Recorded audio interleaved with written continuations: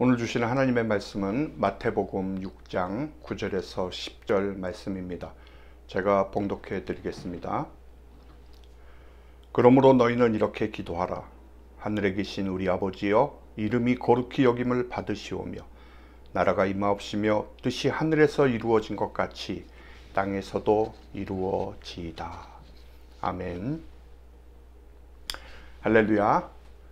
저는 오늘 이렇게 기도하라 라는 주님의 말씀으로 함께 은혜를 나누겠습니다. 오늘은 그 첫 번째 시간이 되겠는데요.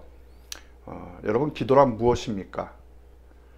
우리가 흔히 이렇게 손을 모으고 눈을 감고 하나님께 기도드리는 모습을 우리는 기도라고 이렇게 연상을 하는데, 기도는 그것 이상으로 하나님과 나누는 대화입니다. 소리를 내든지 내지 않든지, 눈을 감든지 감지 않든지, 우리 믿는 자들에게 있어서 매우 중요한 것이 바로 기도입니다.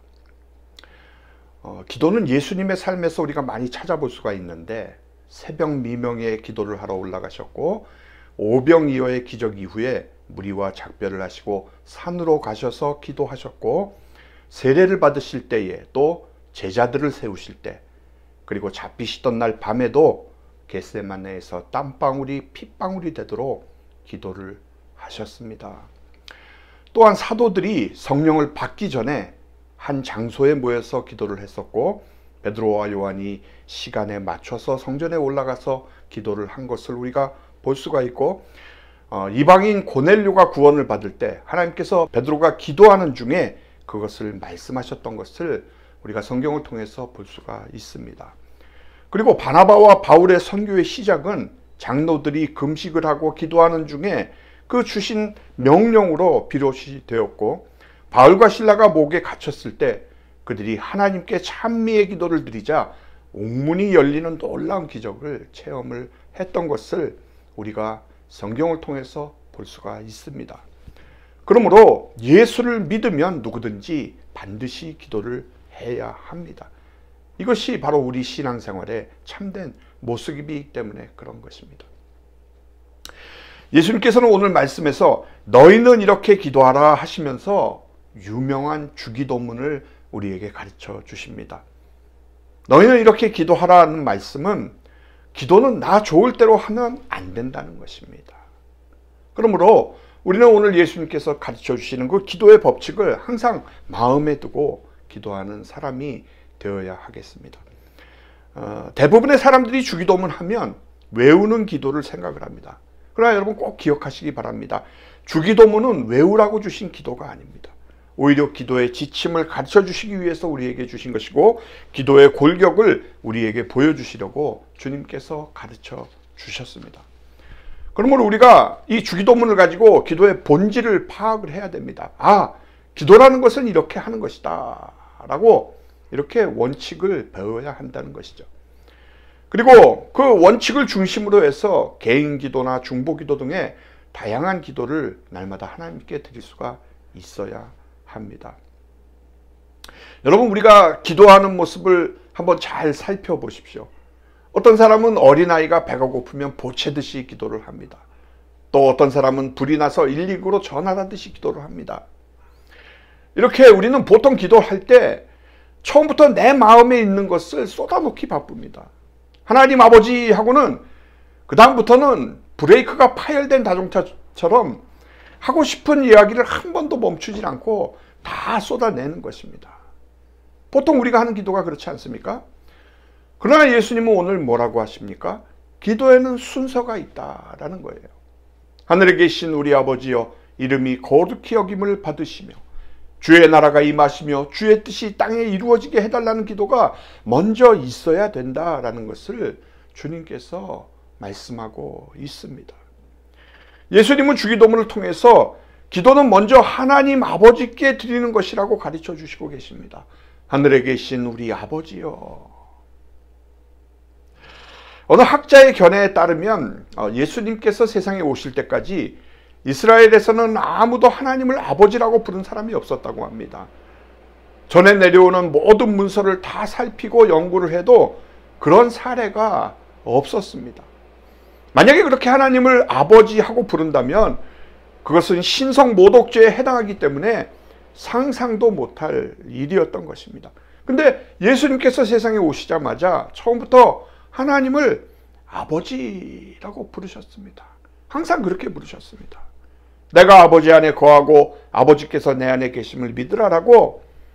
이렇게 요한복음을 보면 예수님이 하나님을 120번 이상 아버지라고 부르셨습니다.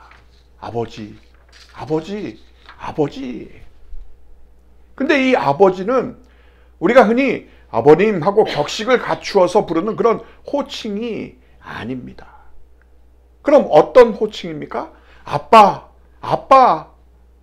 어린아이가 자기 아빠가 너무 좋아가지고 격식 없이 부르는 그런 이름인 것입니다.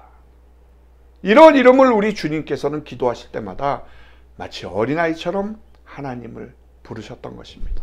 그리고는 너희도 그렇게 기도하라 라고 말씀하시는 것입니다. 여러분 왜 그런지 아십니까? 영접하는 자 곧 그 이름을 믿는 자들에게는 하나님의 자녀가 되는 권세를 주셨으니, 하나님을 아버지하고 마음대로 부를 수 있는 권세를 예수님 때문에 우리가 얻었다는 것입니다. 또 갈라디아서 4장 6절에 보면 너희가 아들이므로 하나님이 그 아들의 영을 우리 마음 가운데 보내사 아빠 아버지라 부르게 하셨느니라 라고 말씀합니다. 즉 성령께서 우리 마음에 계셔서 계속 하나님을 아버지라고 부르게 하신다는 거예요. 그러므로 예수님이 너희도 기도할 때에 내가 하나님을 아바 아버지라고 부르듯이 너희도 그렇게 불러라 라고 이렇게 말씀을 하고 계시는 것입니다. 그 다음에 예수님이 우리에게 하나님을 아버지라고 부르게 하신 데에는 몇 가지의 의미가 있습니다. 먼저 하나님은 우리에게 좋은 것만 주신다라는 의미입니다. 마태복음 7장 9절로 11절에 보면 너희 중에 누가 아들이 떡을 달라 하는데 돌을 주며 생선을 달라 하는데 뱀을 줄 사람이 있겠느냐. 너희가 악한 자라도 좋은 것으로 자식에게 줄 줄 알거든 하물며 하늘에 계신 너희 아버지께서 구하는 자에게 좋은 것으로 주시지 않겠느냐라는 놀라운 축복의 말씀이 나옵니다. 여러분 얼마나 좋습니까? 얼마나 우리 마음이 이 말씀을 들을 때 평안해지고 기쁨이 넘칩니까? 이제 하나님을 왜 아버지로 부르라고 하시는지 여러분들은 확실히 알았을 것입니다. 아버지는 항상 좋은 것을 주시는 분이기 때문에 그런 것입니다. 여러분 그런데 우리가 1년을 기도해도 뭐 3년, 5년 아니 아무리 기도를 해도 하나님이 응답을 하시지 않는 것도 많습니다.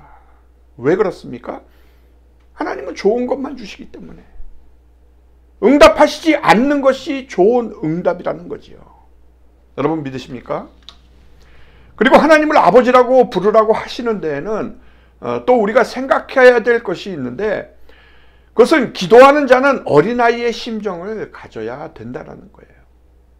여러분 어린아이는 의심을 하지 않습니다. 가식이 없습니다. 사람을 떠보질 않습니다. 어린아이는 아빠한테 뭐 달라고 하면 그죠? 단순하게 달라고 합니다. 순수하고 또 신뢰를 하는 것이죠. 그래서 아빠가 그저 빙긋이 웃기만 해도 이미 아빠는 주실 줄 알고 좋아서 펄펄 뛰는 거예요. 이것이 어린애의 심정인 것입니다.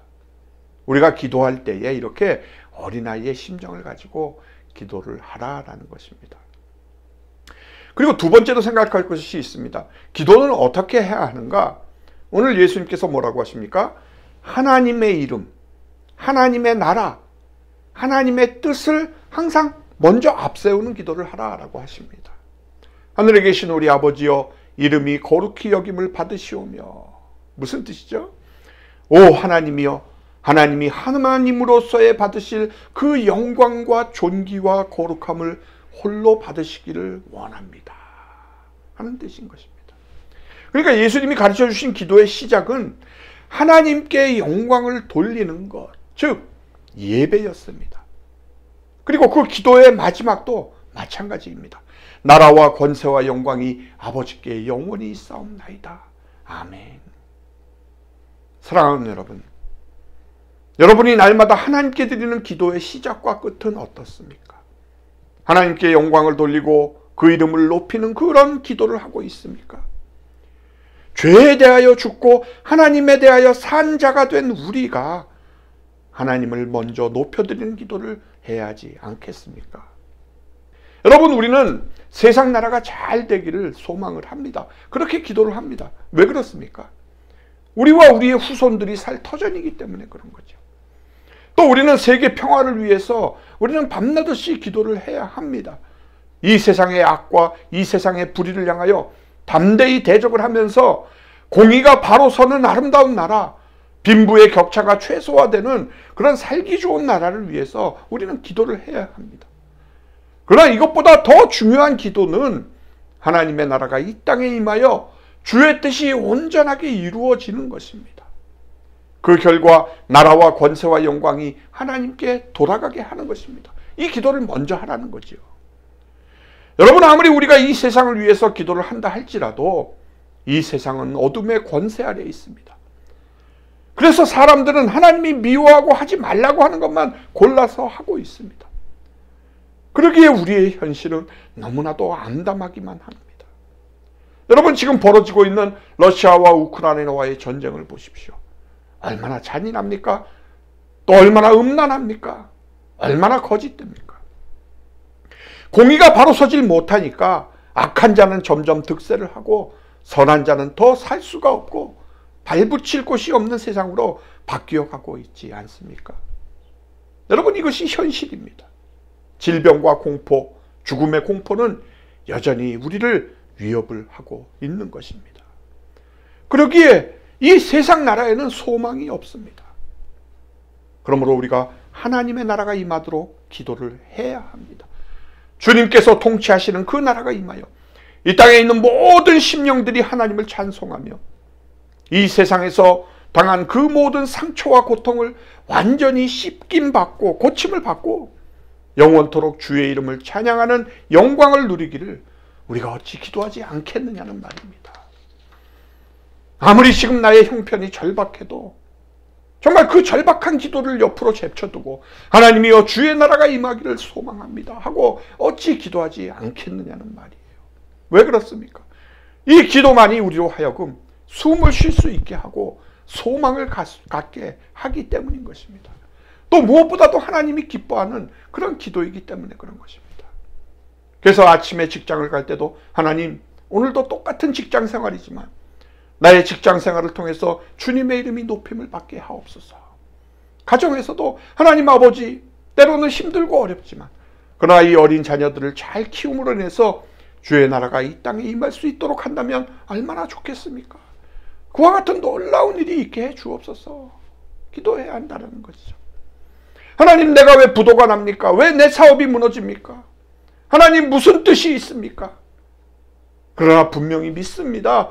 이 일을 통해서 하나님은 거룩히 여김을 받으실 것이고 주의 나라가 이 땅에 임할 줄 믿습니다. 주님, 그 일을 위해서 나의 실패도 사용해 주시옵소서. 이렇게 기도를 하며 하나님 앞에 나아가야 합니다. 우리가 이처럼 날마다 하나님께 집중을 하고 하나님을 우선에 두고 하나님을 위해서 기도하기를 소망하면 그 다음에는 우리가 걱정하는 그 모든 문제들은 하나님께서 다 책임져 주신다고 약속을 하셨습니다. 할렐루야. 너희는 먼저 그의 나라와 그의 일을 구하라. 그리하면 이 모든 것을 너희에게 더하시리라. 사랑하는 성도 여러분, 여러분이 하나님과 동행하는 삶을 살기 위해서 기도는 필수적입니다. 여러분이 하나님과의 관계가 어떠하냐 하는 것은 하나님과 어떤 기도 생활을 하고 있느냐에 달려있는 것입니다. 여러분의 기도 생활은 어떻습니까? 아버지 하나님을 예배하고 높이는 그런 기도를 하고 있습니까? 하나님의 나라와 계획이 임하기를, 그 뜻이 나를 통해 이루어지기를, 하루에 필요한 모든 것들이 아버지로부터 온다는 것을 알고 온전히 신뢰하며 구하고 계십니까?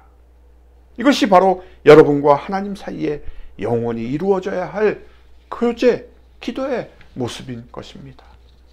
주님은 우리에게 너희는 이렇게 기도하라 라고 말씀하셨습니다. 쉬지 말고 기도하라는 사도 바울의 명령 뒤에는 이것이 너희를 향한 하나님의 뜻이라고 말하고 있습니다. 사랑하는 여러분, 그 뜻, 그 명령에 순종하시겠습니까? 예수님을 나의 왕이고 나의 주인이라고 고백한 우리들이 이 명령에 순종할 수 있기를 주님의 이름으로 축원합니다.